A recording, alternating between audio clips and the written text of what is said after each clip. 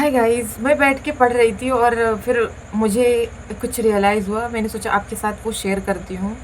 आज इंग्लिश वाली बात बिल्कुल हिंदी में करेंगे और हिंदी में इसलिए करेंगे क्योंकि मेरी इंग्लिश उतनी अच्छी है नहीं और मैं भी इसी लाइन में लगी हूँ कि मुझे बहुत अच्छी इंग्लिश बोलना आ जाए, बहुत अच्छी अंग्रेज़ी बोलना आ जाए।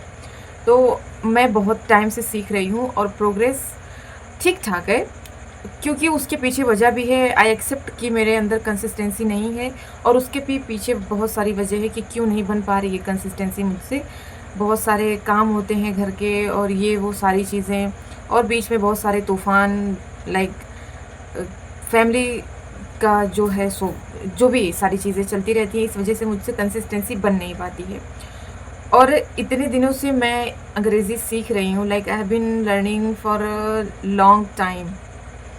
और मुझे अभी जो भी प्रोग्रेस है अल्हम्दुलिल्लाह उसको देख के मुझे ये लगता है कि अगर इस टाइम पे मैं स्कूल या कॉलेज में अगर होती तो शायद और बेहतर हो सकती थी मेरी इम्प्रूवमेंट। बट अभी जो है ठीक है। लाइक एटलीस्ट मैं सीख रही हूँ तो आ ही जाएगा एक दिन। मुझे एक चीज़ रियलाइज़ हुआ, बात पर आते हैं पॉइंट की, कि जो कमी है, मेरी जो कमी है शायद वो आपके साथ भी हो सकती है, शायद आप भी उससे रिलेट कर सकते हो। वो ये है कि वोकैब्युलरीज़ मैंने इतनी सारी वोकैब्युलरीज़ पढ़ ली हैं, इतनी सारी इवन मैंने नोट डाउन करके रखी हुई है कि अगर मैं उन सबको इकट्ठा कर दूँ तो एक अच्छी खासी डिक्शनरी बन जाएगी।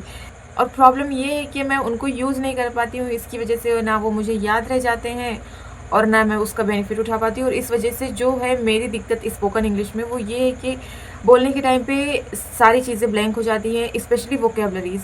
बेसिक ग्रामर अगर आपको आता है तो स्पोकन इंग्लिश के लिए बढ़िया है, उससे ज़्यादा डीप जाने की बिल्कुल ज़रूरत नहीं है। जितना ज़्यादा हो सके अपनी वोकैब्युलरीज़, इडियम्स, फ्रेजेस पर काम करो, उनको ज़्यादा से ज़्यादा उभारो, उन पर काम करो, उनका जो भी सीखो, 2-4 वर्ड हर दिन सीखो और उनको अपनी डेली कन्वर्सेशन में यूज़ करो। चाहे आप हिंदी ही बोल रहे हो, लेकिन उन वोकैब्युलरीज़ की हेल्प से बोलो। यही मैं सलाह दूँगी आपको और जो कि मैं कर भी रही हूँ। और इसके बाद जो भी होगा रिज़ल्ट, उसके बाद वो भी मैं आपके साथ शेयर करूँगी। लेकिन मैं यही कहना चाहूँगी कि प्लीज़ जो भी वोकैब्युलरीज़ आप पढ़ रहे हो, कुछ नया आपने देखा, कोई नई इडियम, कोई नया फ्रेज़, कोई नई वोकैब, कुछ भी, उसको फटाफट से यूज़ करना शुरू कर दो। तुरंत के तुरंत ही उसको उससे कोई एक सेंटेंस बना लो अपनी कॉपी में या कहीं भी और उसको अपने यूज़ में लेकर आओ, वरना कुछ नहीं हो सकता। Without vocabularies you can't speak, you can't be a fluent speaker. बस मैं यही आपके साथ शेयर करना चाहती थी। और भी इंग्लिश के वाली जो जर्नी है उससे बहुत सारी चीज़ें उसकी बहुत सारी चीज़ें मैं आपके साथ शेयर करूँगी आगे आने वाली वीडियोज़ में। फ़िलहाल अभी के लिए इतना ही। वो एकदम से मतलब आया मुझे कि मैं आपके साथ शेयर करूँ। और दूसरा ये भी जाते-जाते बोलना चाहूँगी कि consistency is very, very, very important. और ये बहुत सारे लोग बोलते हैं, हज़ारों लोग बोलते हैं, मैं भी बोलती हूँ। अमल नहीं हो पाता है हमसे, वो अलग चीज़ है, लेकिन हमें कंसिस्टेंसी बनानी होगी। चाहे कोई भी जर्नी हो, consistency is very important. You can't succeed without consistency.